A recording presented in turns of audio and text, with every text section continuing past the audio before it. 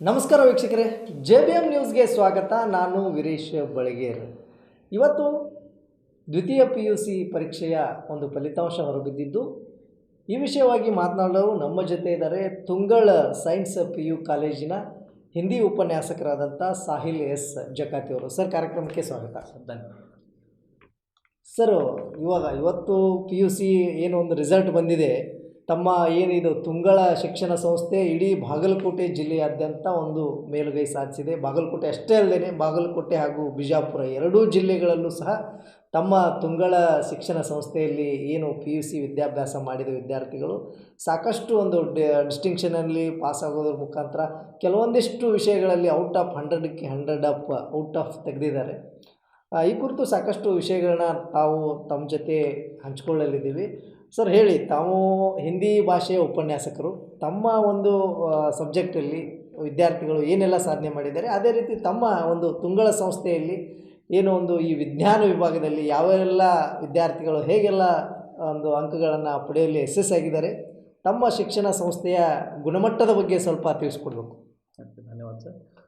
ಮೊದಲನೇದಾಗಿ ನೀವು JBM news ಕಡೆಯಿಂದ ಸ್ಟೇಟ್ ಅಂದರೆ ರಾಜ್ಯ ಮಟ್ಟಿಗೆ ಏನು ಶಿಕ್ಷಣ ಸಂಸ್ಥೆಗಳು ಯಾವ ರೀತಿ ಕೆಲಸವನ್ನು ಮಾಡಿದ್ದಾರೆ, ವಿದ್ಯಾರ್ಥಿಗಳು ಯಾವ ರೀತಿ ಫಲಿತಾಂಶವನ್ನು ಪಡ್ಕೊಂಡಿದ್ದಾರೆ, ಅದರ ಬಗ್ಗೆ ನೀವು ತಿಳ್ಕೊಂಡು ನಮಗೆ ಕರೆದಿದ್ದೀರಿ. ಫಸ್ಟ್ ಅದರ ಸಲುವಾಗಿ ಧನ್ಯವಾದ ಸರ್. ನಮಗೆ ಥ್ಯಾಂಕ್ ಯು ಸರ್. ಹೇಳಬೇಕಂತಂದರೆ ಫಲಿತಾಂಶದ ಉದ್ದೇಶವಾಗಿ ವಿದ್ಯಾರ್ಥಿಗಳ ಪರಿಶ್ರಮ ನಮ್ಮಲ್ಲಿ ಪ್ರಮುಖವಾಗಿ ಕೆಲಸ ಮಾಡಿದೆ ಅಂತ ಇಲ್ಲಿ ನಾವು ಹೇಳ್ಬೋದು ಸರ್. ಯಾಕಂದರೆ ಫಸ್ಟ್ ಆಫ್ ಆಲ್ ಜಿಲ್ಲಾಗೆ ಪ್ರಥಮ ಸ್ಥಾನವನ್ನು ಪಡ್ಕೊಂಡು ವಿದ್ಯಾರ್ಥಿಗಳು ನಮ್ಮ ಸಂಸ್ಥೆಯ ಹೆಸರನ್ನು ಫಸ್ಟ್ ಆಫ್ ಆಲ್ ಮುಂದ್ಗಡೆ ತಂದಿದ್ದು. ಎರಡನೇದಾಗಿ ನಮ್ಮ ಅಂಗಸಂಸ್ಥೆ ಇನ್ನೊಂದಾಗಿರೋದು ಬಿಜಾಪುರಲ್ಲಿದೆ ಸರ್, ಅದು ತುಂಗಳದ್ದು. ಸೊ ಅಲ್ಲಿನೂ ಕೂಡ ವಿದ್ಯಾರ್ಥಿಗಳು ಜಿಲ್ಲೆಗೆ ಪ್ರಥಮ ಬರುವಂಥ ಕೆಲಸವನ್ನು ಮಾಡಿ ಕೀರ್ತಿ ತರುವಂಥ ಕೆಲಸ ಮಾಡಿದ್ದಾರೆ. ಎರಡನೇದು, ರಾಜ್ಯ ಮಟ್ಟಕ್ಕೆ 5ನೇ ಸ್ಥಾನವನ್ನು ಪಡ್ಕೊಂಡು ಕೂಡ ನಮ್ಮ ವಿದ್ಯಾರ್ಥಿಗಳು ನಮ್ಮ ಹೆಸರನ್ನು, ತಮ್ಮ ಹೆಸರು, ಅದರೊಂದಿಗೆ ಸಂಸ್ಥೆಯ ಹೆಸರು ಪ್ರಮುಖವಾಗಿ, ಯಾಕಂದರೆ ಇದು ನಮಗೂ ಹೆಮ್ಮೆ ವಿಷಯ. ಯಾಕಂದರೆ ಇವಾಗ ಬೆಂಗಳೂರು, ಮೈಸೂರು ಅಂದರೆ ಒಂಥರ ಮೈಸೂರು ವಿದ್ಯಾಗೇನೆ ಒಂದು ಮೈಸೂರಲ್ಲಿ ಸಾಕಷ್ಟು ಮಾನಸಗಂಗಾ ಯೂನಿವರ್ಸಿಟಿ ಇರ್ಬೋದು, ಒಳ್ಳೊಳ್ಳೆ ವಿದ್ಯಾಸಂಸ್ಥೆಗಳಿವೆ. ಇವಾಗ ನಮ್ಮ ಉತ್ತರ ಕರ್ನಾಟಕದಲ್ಲಿ ಬಾಗಲಕೋಟೆ ಹಾಗೂ ಬಿಜಾಪುರ ಜಿಲ್ಲೆಯಲ್ಲಿರುವಂಥ ಒಂದು ಸಂಸ್ಥೆ ಇಡೀ ರಾಜ್ಯಕ್ಕೆ ಒಂದು 5ನೇ ಸ್ಥಾನಕ್ಕೆ ಕಾಲಿಟ್ಟಿದ್ವಿ ಅಂದರೆ ಇದು ನಮ್ಮ ಉತ್ತರ ಕರ್ನಾಟಕದ ಪ್ರತಿಯೊಬ್ಬರಿಗೂ ಇದೊಂದು ಹೆಮ್ಮೆಯ ವಿಷಯ ಸರ್. ಹೇಳಿ ಸರ್, ತಮ್ಮ ಒಂದು ಹಿಂದಿ ವಿಷಯದಲ್ಲಿ ವಿದ್ಯಾರ್ಥಿಗಳು ಯಾವ ರೀತಿ ಮೇಲ್ಗೈ ಸಾಧಿಸಿದ್ದಾರೆ? ಸರ್, ಹಿಂದಿ ವಿಷಯದಲ್ಲಿ ಹೇಳ್ಬೇಕಂತಂದರೆ ಈಗ ನಾನು ಬೋಧನೆ ಮಾಡುವಂಥ ವಿದ್ಯಾರ್ಥಿಗಳ ಕ್ರಮ ಸಂಖ್ಯೆ ಆಗಿರೋದು 58. ಅದರೊಳಗಡೆ ಪ್ರತಿಶತ 6 ವಿದ್ಯಾರ್ಥಿಗಳು ಔಟ್ ಆಫ್ ಔಟ್ ಮಾಡಿದ್ದಾರೆ ಸರ್. 100ಕ್ಕೆ 100 ಪಡ್ಕೊಂಡಿದ್ದಾರೆ 6 ವಿದ್ಯಾರ್ಥಿಗಳು. 98 ಅಂಕ ಪಡೆದಿರುವಂಥ ವಿದ್ಯಾರ್ಥಿಗಳ ಸಂಖ್ಯೆ 7 ಆಗಿರುತ್ತೆ ಸರ್. ಅದರೊಳಗಡೆ ಮುಂದೆದ್ದು 96 ಅಂಕವನ್ನು ಪಡೆದಿರುವಂಥ ವಿದ್ಯಾರ್ಥಿಗಳು 6 ಜನರು ಇರ್ತಾರೆ. ಸೊ ಅದರಂತೆ ನೆಕ್ಸ್ಟ್ 96, 96, 95, 94, 3 ಈ ಥರ ಪಡೆದಿರುವಂಥ ಅನ್ಯ ವಿದ್ಯಾರ್ಥಿಗಳು ಇರ್ತಾರೆ ಸರ್ ಇದರೊಳಗಡೆ. ಅಂದರೆ ಆಲ್ಮೋಸ್ಟ್ ಎಲ್ಲ ನಿಮ್ಮ ಒಂದು ಹಿಂದಿ ಭಾಷೆಯಲ್ಲಿ ಎಲ್ಲರೂ ಹೌದು ಟಾಪಲ್ಲೇ. ಹೌದು ಒಂಥರ ಸ್ಕೋರಿಂಗ್ ಸಬ್ಜೆಕ್ಟ್ ಆಗಿಬಿಟ್ಟಿದೆ ಹಿಂದಿ. ಹಿಂದಿ ಒಂದು PUCಯಲ್ಲಿ ವಿದ್ಯಾರ್ಥಿಗಳಿಗೆ ಇದೊಂದು ಸ್ಕೋರಿಂಗ್ ಸಬ್ಜೆಕ್ಟ್. ತಮ್ಮ ಒಂದು ಟೋಟಲ್ ಅಂದರೆ ಶೇಕಡಾವಾರು ಬಂದಾಗ ಹಿಂದಿ ವಿಷಯ ಒಂದಷ್ಟು ಅವ್ರಿಗೆ ಅನುಕೂಲವಾಗಿದೆ.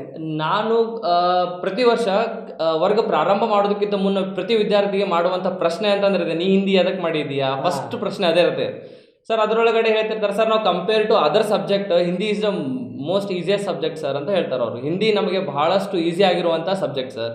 ಯಾಕಂದರೆ ಅರ್ಥ ಮಾಡ್ಕೊಳ್ಳೋದಕ್ಕೆ, ಬರೆಯೋದಕ್ಕೆ, ಸ್ಕೋರ್ ಪಡ್ಕೊಳ್ಳೋದಕ್ಕೆ ನಮಗೆ ಹಿಂದಿ ಏನೈತಲ್ಲ ಭಾಳಷ್ಟು ಈಸಿ ಆಗಿರುವಂಥ ಸಂಖ್ಯೆ ಅಂತ ಹೇಳ್ತಾರೆ ಸರ್. ಇವಾಗ ತಮ್ಮ ಪ್ರಾಂಶುಪಾಲರು ಒಂದು ಮೆಚ್ಚುಗೆಯನ್ನು ಕೂಡ ವ್ಯಕ್ತಪಡಿಸಿದ್ದಾರೆ. ಈ ಒಂದು ತಮ್ಮ ತುಂಗಳ ಸಂಸ್ಥೆಯಲ್ಲಿ ವಿಜ್ಞಾನ ಹಾಗೂ ಇನ್ನಿತರ ವಿಷಯಗಳಿಗೆ ಯಾವ ರೀತಿ ಎಲ್ಲ ಸಾಧನೆ ಮಾಡಿದ್ದಾರೆ ಸರ್ ವಿದ್ಯಾರ್ಥಿಗಳು? ಸರ್, ಪ್ರತಿ ಸಲ ಥಿಯರಿ ರಿಲೇಟೆಡ್ ಅಷ್ಟೇ ನಾನು ಹೇಳ್ತಾ ಇಲ್ಲ. ನೀಟ್ ಬಂತು, ಅದರೊಳಗಡೆ JEE ಬಂತು. ಸಂಪೂರ್ಣವಾಗಿ ವಿದ್ಯಾರ್ಥಿಗಳು ತಮ್ಮ ಪರಿಶ್ರಮ ಪ್ರತಿ ವರ್ಷವೂ ತೋರಿಸ್ತಾರೆ ಸರ್. ಅದರೊಳಗಡೆನೂ ಕೂಡ ನಮಗೆ ಜಿಲ್ಲಾಕ್ಕೆ ನೀಟ್ ಬಂತು, ನೆಕ್ಸ್ಟ್ JEE ಬಂತು, ಯಾವುದಾದ್ರೂ ಒಂದು ಸ್ಥಾನ ತರುವಂಥ ವಿದ್ಯಾರ್ಥಿಗಳು ಕೆಲಸ ಮಾಡಿರ್ತಾರೆ ಸರ್ ನಮ್ಮಲ್ಲಿ. ಅಲ್ಲ, ವಿದ್ಯಾರ್ಥಿಗಳ ಪರಿಶ್ರಮ ಇರುತ್ತೆ, ಅದರ ಜೊತೆಗೆ ಏನೋ ಒಂದು ಉಪನ್ಯಾಸಕರಾಗಿರ್ಬೋದು, ಪ್ರಾಂಶುಪಾಲರ ಒಂದು ಸಪೋರ್ಟೂ ಅಷ್ಟೇ ಬೇಕಾಗುತ್ತೆ. ಯಾಕಂದರೆ ಇವಾಗ ನಾವು ಸಾಕಷ್ಟು ಇವಾಗ ಗ್ರಾಮೀಣ ಪ್ರದೇಶದಲ್ಲಿ ಬಂತಂದರೆ ವಿದ್ಯಾರ್ಥಿಗಳ ಸಾಧನೆ ಗುಣಮಟ್ಟ ಜಾಸ್ತಿ ಇರುತ್ತೆ. ವಿದ್ಯಾರ್ಥಿಗಳಿಗೆ ಕಲಿಯೋ ಆಸಕ್ತಿ ಇರುತ್ತೆ, ಅವರು ಬೆಳೆಯೋ ಆಸಕ್ತಿನೂ ಇರುತ್ತೆ. ಬಟ್ ಅವರಿಗೆ ಒಳ್ಳೆ ಪ್ಲ್ಯಾಟ್ಫಾರ್ಮ್ ಸಿಕ್ಕಿರಲ್ಲ. ಒಳ್ಳೆಯ ಒಂದು ಪ್ಲ್ಯಾಟ್ಫಾರ್ಮ್ ಸಿಕ್ಕಿರಲ್ಲ.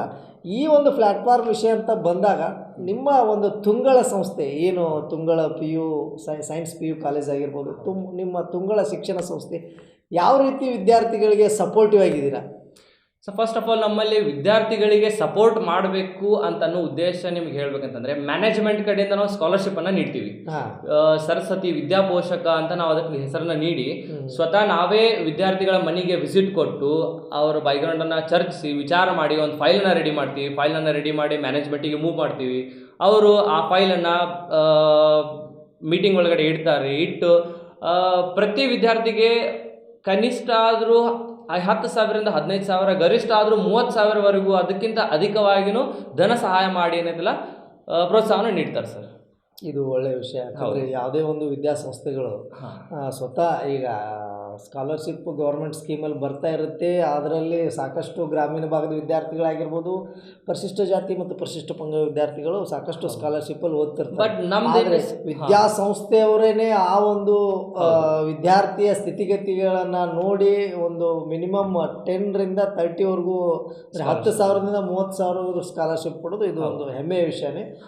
ಇದರ ಒಂದು ಸದುಪಯೋಗವನ್ನು ಬಾಗಲಕೋಟೆ ಹಾಗೂ ವಿಜಯಪುರ ಜಿಲ್ಲೆಯ ಗ್ರಾಮೀಣ ಭಾಗದ ವಿದ್ಯಾರ್ಥಿಗಳು ತೆಗೆದುಕೊಳ್ಳಿ ಅಂತ ನಾವು ನಮ್ಮ ವಾಹಿನಿ ಮುಖಾಂತರ ಎಲ್ಲ ವಿದ್ಯಾರ್ಥಿಗಳಿಗೆ ಹೇಳೋಕ್ಕೆ ಇಷ್ಟಪಡ್ತೀವಿ ಸರ್. ಹಾಗೆ ಇವಾಗ ಬಾಗಲಕೋಟೆ ಜಿಲ್ಲೆಯಲ್ಲಿ ತಮ್ಮ ಕಾಲೇಜು ಫಸ್ಟ್ ಬಂದಿದೆ. ಹಾಗೆ ಬಿಜಾಪುರಲ್ಲೂ ಫಸ್ಟ್ ಬಂದಿದೆ. ಯಾವ್ಯಾವ ಸಬ್ಜೆಕ್ಟ್ಗಳಲ್ಲಿ ಅಂದರೆ ಕೇವಲ ಹಿಂದಿ ಮಾತ್ರ ಅಲ್ಲ, ಸೈನ್ಸ್ ಅಲ್ಲ, ಕಾಮರ್ಸ್, ಆರ್ಟ್ಸ್, ಯಾವ್ಯಾವ ಸಬ್ಜೆಕ್ಟ್ಗಳಲ್ಲಿ ಯಾವ ರೀತಿ ಎಲ್ಲ ಡಿಸ್ಟಿಂಕ್ಷನ್ಸ್? ಫಸ್ಟ್ ಆಫ್ ಆಲ್ ನಮ್ಮ ಸಂಸ್ಥೆ ವಿಶೇಷವಾಗಿ ವಿಜ್ಞಾನಕ್ಕೆ ಮಾತ್ರ ಸೀಮಿತ ಆಗಿದೆ ಸದ್ಯಕ್ಕೆ. ಓಕೆ, ಸೈನ್ಸ್ ಅಂತಾನೆ ನಾವು ಇಟ್ಕೊಂಡಿರೋದು. ಅದರೊಳಗಡೆ ಕನ್ನಡಕ್ಕೆ ಈಗ ಬಾಗಲಕೋಟೆ ರಿಸಲ್ಟ್ ಹೇಳ್ಬೇಕಂತಂದ್ರೆ ಔಟ್ ಆಫ್ ಔಟ್ ಬಂದಿರುವಂತಹ ವಿದ್ಯಾರ್ಥಿಗಳ ಸಂಖ್ಯೆ 12 ಆಗಿರುತ್ತೆ. ಅದರೊಳಗಡೆ 99% ಪಡೆದಿರುವಂತಹ ವಿದ್ಯಾರ್ಥಿಗಳ ಸಂಖ್ಯೆ 8, 98% ಪಡೆದಿರುವಂತಹ ವಿದ್ಯಾರ್ಥಿಗಳ ಸಂಖ್ಯೆ 8, 97 ಪಡೆದಿರುವಂತಹ ವಿದ್ಯಾರ್ಥಿಗಳ ಸಂಖ್ಯೆ 5.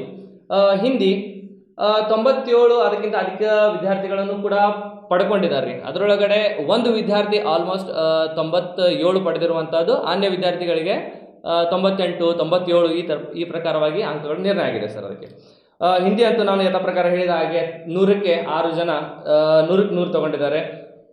98 7 ಜನ ತೊಗೊಂಡಿದ್ದಾರೆ. 97 6 ಜನ ತೊಗೊಂಡಿದ್ದಾರೆ ಸರ್. ಅದಕ್ಕೆ ಫಿಸಿಕ್ಸ್ ಬಂದುಬಿಟ್ಟು 2 ಜನ ಔಟ್ ಆಫ್ ಔಟ್ ಮಾಡಿದ್ದಾರೆ. 99% ಪಡೆದಿರುವಂಥ ವಿದ್ಯಾರ್ಥಿಗಳ ಸಂಖ್ಯೆಯೂ ಕೂಡ 2 ಆಗಿರುತ್ತೆ. 98% ಪಡೆದಿರುವಂಥ ವಿದ್ಯಾರ್ಥಿಗಳ ಸಂಖ್ಯೆ 7, 97% ಅಂಕವನ್ನು ಪಡೆದಿರುವಂಥ ವಿದ್ಯಾರ್ಥಿಗಳ ಸಂಖ್ಯೆ 6 ಆಗಿರುತ್ತೆ ಸರ್. ನೆಕ್ಸ್ಟು ಕೆಮಿಸ್ಟ್ರಿ ಒಳಗಡೆ 99 ಪಡೆದಿರುವಂಥ ವಿದ್ಯಾರ್ಥಿಗಳ ಸಂಖ್ಯೆ 1, 98 ಅಂಕವನ್ನು ಪಡೆದಿರುವಂಥ ವಿದ್ಯಾರ್ಥಿಗಳ ಸಂಖ್ಯೆ 5, 97 ಪಡೆದಿರುವಂಥ ವಿದ್ಯಾರ್ಥಿಗಳ ಸಂಖ್ಯೆ 4. ಅನ್ನಿತರ ವಿದ್ಯಾರ್ಥಿಗಳ ಸಂಖ್ಯೆ 93, 94, 92 ಈ ಪ್ರಕಾರವಾಗಿ ನಿರ್ಣಯ ಆಗಿರುತ್ತೆ ಸರ್. Next mathematics. ಅದರೊಳಗಡೆ 7 ವಿದ್ಯಾರ್ಥಿಗಳು 100ಕ್ಕೆ 100% ಪಡೆದಿರುತ್ತಾರೆ. 99 ಪಡೆದಿರುವಂತಹ ಅಂಕ ಪಡೆದಿರುವಂತಹ ವಿದ್ಯಾರ್ಥಿಗಳ ಸಂಖ್ಯೆ 23 ಆಗಿರುತ್ತೆ ಸರ್ ಮ್ಯಾಥಮೆಟಿಕ್ಸ್ ಒಳಗಡೆ. 98 ಪಡೆದಿರುವಂತಹ ವಿದ್ಯಾರ್ಥಿಗಳ ಸಂಖ್ಯೆ 17 ಆಗಿರುತ್ತೆ. ಅದೇ ರೀತಿ 97 ಪಡೆದಿರುವಂಥ ವಿದ್ಯಾರ್ಥಿಗಳ ಸಂಖ್ಯೆ 14 ಆಗಿರುತ್ತೆ.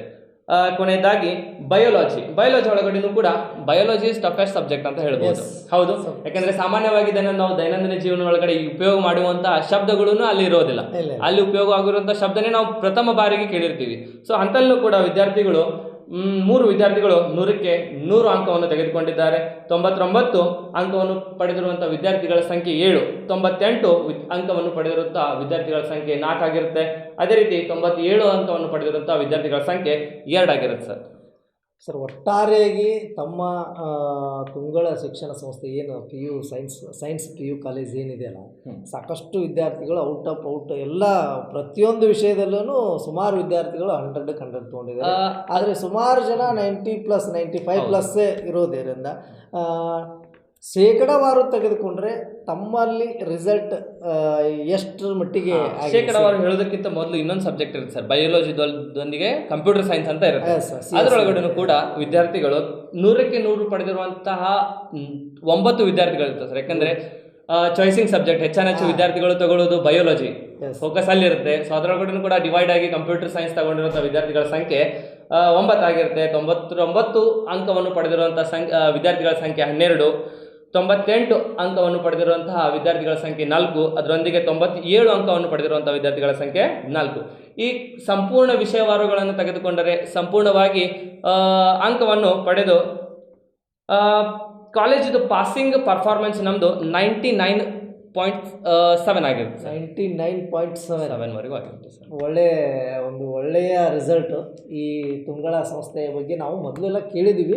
ಆಮೇಲೆ ಸಾಕಷ್ಟು ತುಂಗಳ ಸಂಸ್ಥೆಯ ಬಗ್ಗೆ ನಮ್ಮ ಉತ್ತರ ಕರ್ನಾಟಕದವ್ರು ಸಾಕಷ್ಟು ರೀಲ್ಸ್ಗಳು ಮಾಡಿ ಇದೇನು ನೀವು ಸ್ಕಾಲರ್ಶಿಪ್ ಕೊಡ್ತಿರಲ್ಲ, ಈ ವಿಚಾರವಾಗಿಯೂ ಸಾಕಷ್ಟು ಜನ ರೀಲ್ಸ್ಗಳು ಮಾಡಿ ಅದ್ರ ಮುಖಾಂತರ ನೋಡಿದ್ವಿ. ಇವತ್ತು ನೀವು ನಮ್ಮ ಸ್ಟುಡಿಯೋದಲ್ಲಿ ಬಂದು ತಮ್ಮ ಶಿಕ್ಷಣ ಸಂಸ್ಥೆಯ ಒಂದು ಏನು ಈ ರಿಸಲ್ಟ್ ಬಗ್ಗೆ ಸಾಕಷ್ಟು ವಿಷಯಗಳನ್ನ ಹೇಳಿದಾಗ ನಮಗನ್ಸಿದ್ದೊಂದೇ ಬಾಗಲಕೋಟೆ ಹಾಗೂ ವಿಜಯಪುರ ಹಾಗೂ ಬಾಗಲಕೋಟೆಯಲ್ಲಿರುವಂಥ ಗ್ರಾಮೀಣ ವಿದ್ಯಾರ್ಥಿಗಳು, ಮುಖ್ಯವಾಗಿ ನಾನು ಪದೇ ಗ್ರಾಮೀಣ ವಿದ್ಯಾರ್ಥಿಗಳು ಯಾಕೆ ಅಂತ ಹೇಳ್ತಾ ಇದ್ದೀನಿ ಅಂದರೆ, ಸಿಟಿಯಲ್ಲಿರೋ ವಿದ್ಯಾರ್ಥಿಗಳಿಗೆ ಎಲ್ಲ ಫೆಸಿಲಿಟೀಸ್ ಇರುತ್ತೆ.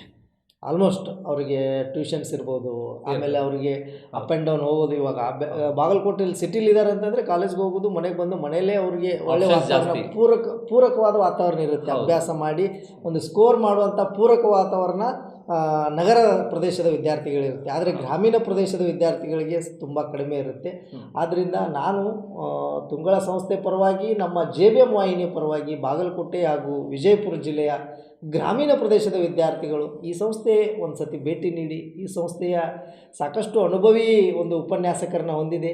ಯಾಕಂದರೆ ರಿಸಲ್ಟ್ ನೋಡಿದ್ರೇ ಗೊತ್ತಾಗುತ್ತೆ, 99 ಸಮಥಿಂಗ್ ರಿಸಲ್ಟ್ ಬಂದಿದೆ ಅಂದಮೇಲೆ ಇಲ್ಲಿನ ಒಂದು ಶಿಕ್ಷಣದ ಗುಣಮಟ್ಟ ಯಾವ ರೀತಿ ಇದೆ ಅನ್ನೋದಕ್ಕೆ ಈ ಒಂದು ರಿಸಲ್ಟೇ ಸಾಕ್ಷಿಯಾಗಿದೆ ಅಂತಲೇ ಹೇಳ್ಬೋದು.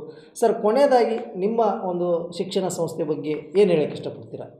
ನಮ್ಮ ಶಿಕ್ಷಣ ಸಂಸ್ಥೆ ಬಗ್ಗೆ ಹೇಳಬೇಕಂತಂದರೆ, ಫಸ್ಟ್ ಆಫ್ ಆಲ್ ಮ್ಯಾನೇಜ್ಮೆಂಟ್ ಕಡೆಯಿಂದ ಪ್ರಾಂಶುಪಾಲರ ಕಡೆಯಿಂದ ಉಪನ್ಯಾಸಕರಿಗೆ ಮೊದಲನೇದಾಗಿ ಹೃತ್ಪೂರ್ವಕ ಧನ್ಯವಾದಗಳು. ಎರಡನೇದಾಗಿ ವಿದ್ಯಾರ್ಥಿಗಳಿಗೆ ಧನ್ಯವಾದಗಳು. ಯಾಕಂದರೆ ಲೆಕ್ಚರ್ಸ್ ಎಫರ್ಟ್ 50% ಇತ್ತಂತಂದರೆ ವಿದ್ಯಾರ್ಥಿಗಳ ಎಫರ್ಟ್ 50% ಇರುತ್ತೆ.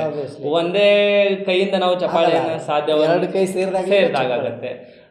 ಸೊ ವಿದ್ಯಾರ್ಥಿಗಳು ಎಷ್ಟು ಉಪಯೋಗ ಶಿಕ್ಷಣ ಮಟ್ಟವನ್ನು ಏರಿಸೋದಕ್ಕೆ ತಮ್ಮನ್ನು ತೊಡಗಿಸ್ಕೋತಾರೆ. ಅದು ಯಾವುದೇ ಕ್ಷೇತ್ರದಲ್ಲಿ ಇರಲಿ ಸರ್, ಯಾವುದೇ ಪ್ರದೇಶದಲ್ಲಿ ಇರಲಿ, ಓಕೆ.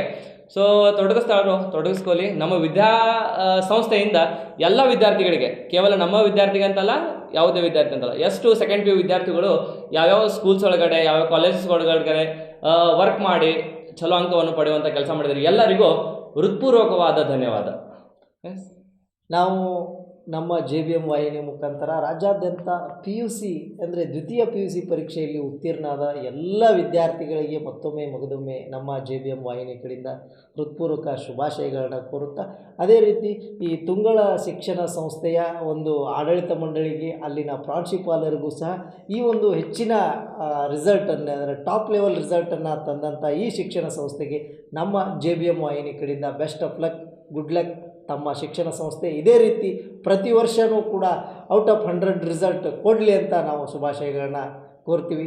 ಮತ್ತೊಮ್ಮೆ ಇನ್ನೊಂದಷ್ಟು ವಿಷಯಗಳನ್ನ ತೆಗೆದುಕೊಂಡು ಬರ್ತೀವಿ. ನಿರಂತರ ಸುದ್ದಿಗಾಗಿ ನೋಡ್ತಾ ಇರಿ JBM ನ್ಯೂಸ್. ತುಂಗಳ ವಿಜ್ಞಾನ ಪದವಿ ಪೂರ್ವ ಕಾಲೇಜು ಬಾಗಲಕೋಟೆ 2025-26ನೇ ಸಾಲಿನ ದ್ವಿತೀಯ PUC ಪರೀಕ್ಷೆಯಲ್ಲಿ ಪ್ರತಿಶತ 99ರೊಂದಿಗೆ ಉತ್ತಮ ಸಾಧನೆ ಮಾಡಿದೆ. ಈ ಸಾಧನೆ ಮಾಡಿದಂತಹ ಎಲ್ಲ ವಿದ್ಯಾರ್ಥಿಗಳನ್ನು ಈ ಸಂದರ್ಭದಲ್ಲಿ ಅಭಿನಂದಿಸ್ತೀನಿ. ಹಾಗೆ ಇದಕ್ಕೆ ಕಾರಣೀಭೂತರಾದಂತಹ ನನ್ನ ಶಿಕ್ಷಕರಿಂದ ಹಾಗೂ ಪಾಲಕರನ್ನು ಕೂಡ ಈ ಸಂದರ್ಭದಲ್ಲಿ ಅಭಿನಂದಿಸ್ತೀನಿ. ಹಾಗೆ ನಮ್ಮ ಕಾಲೇಜಿನ ವಿದ್ಯಾರ್ಥಿನಿ ಆದಂತಹ ಶ್ರೇಯಾ ಯಾವಗಲ್ 600 ಅಂಕಕ್ಕೆ 595 ಅಂಕಗಳೊಂದಿಗೆ ಜಿಲ್ಲೆಗೆ ಪ್ರಥಮ ಸ್ಥಾನ ಹಾಗೂ ರಾಜ್ಯಕ್ಕೆ 5ನೇ ಸ್ಥಾನದೊಂದಿಗೆ ಕಾಲೇಜಿನ ಕೀರ್ತಿಯನ್ನು ಉತ್ತಮ ಸ್ಥಾನಕ್ಕೆ ತಗೊಂಡೋಗಿದ್ದಾರೆ. ಅವರಿಗೂ ಕೂಡ ಈ ಸಂದರ್ಭದಲ್ಲಿ ಅಭಿನಂದನೆ ಸಲ್ಲಿಸ್ತೀನಿ.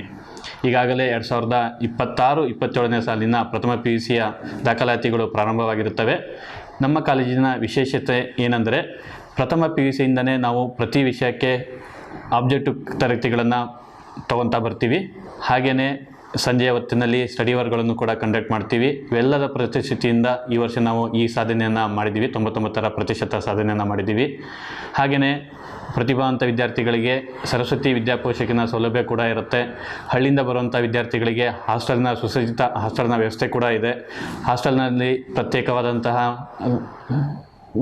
ವಿದ್ಯಾಭ್ಯಾಸಕ್ಕೆ ಬೇಕಾದಂಥ ವಾತಾವರಣ ಕಲ್ಪಿಸಿಕೊಟ್ಟಿದ್ದೀವಿ. ವಾರ್ಡನ್ಗಳು ಇರ್ತಾರೆ. ಹಾಗೆಯೇ ವಿದ್ಯಾರ್ಥಿಗಳ ಜೊತೆಗೆ ಶಿಕ್ಷಕ ವೃಂದವೂ ಕೂಡ ಇರುತ್ತದೆ. ವಿದ್ಯಾರ್ಥಿಗಳಿಗೆ ಯಾವುದೇ ಸಂದರ್ಭದಲ್ಲಿ ವಿಷಯಕ್ಕೆ ಸಂಬಂಧಿಸಿದಂತೆ ಯಾವುದೇ ಕುಂದುಕೊರತೆಗೆ ಬಂದಾಗ ನಿವಾರಣೆ ಮಾಡಲಿಕ್ಕೆ ನಮ್ಮ ಶಿಕ್ಷಕ ವೃಂದ ಪ್ರತಿದಿನವೂ ಶ್ರಮ ಪಡ್ತಾನೆ ಇರುತ್ತೆ. ಹಾಗೆಯೇ ಪ್ರತಿಭಾವಂತ ವಿದ್ಯಾರ್ಥಿಗಳಿಗೆ ಮೆರಿಟ್ ಸ್ಕಾಲರ್ಶಿಪ್ಪಿನ ಸೌಲಭ್ಯ ಕೂಡ ಕೊಡ್ತಾ ಬರ್ತೀವಿ. ತುಂಗಳ ಕಾಲೇಜಿನಲ್ಲಿ ವಿದ್ಯಾಭ್ಯಾಸ ಜೊತೆಗೆ ಕಲ್ಚರಲ್ ಆಗಿರ್ಬೋದು, ಸ್ಪೋರ್ಟ್ಸ್ ಆಗಿರ್ಬೋದು, ಎಲ್ಲದಕ್ಕೂ ಕೂಡ ಉತ್ತೇಜನ ಕೊಡ್ತಾ ಬರ್ತಾ ಇದ್ದೀವಿ. ಅದೆಲ್ಲರ ಪ್ರತಿಷ್ಠಿತಿಯಿಂದನೇ ಈ ವರ್ಷ ನಾವು ಈ ಸಾಧನೆಯನ್ನು ಮಾಡಿದ್ದೀವಿ.